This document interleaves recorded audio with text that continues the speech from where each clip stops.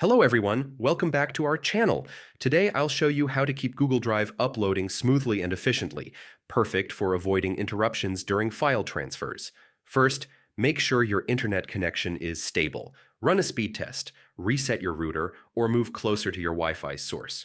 For best results, use an Ethernet cable. Next, clear your browser cache and data. Open Chrome, click the three dots in the top right corner, go to Settings, then Privacy and Security. Click Clear Browsing Data, choose All Time, and confirm. If uploads still stall, restart your computer to refresh your system and resolve minor glitches. Another tip, log out of your Google account and sign back in. This resets your session and can fix sign-in issues that affect uploads. Finally, if nothing works, contact Google support for personalized help. And that's it. You've just learned how to keep Google Drive uploading without a hitch. Thanks for watching. Don't forget to subscribe to our channel, and I'll see you in the next video.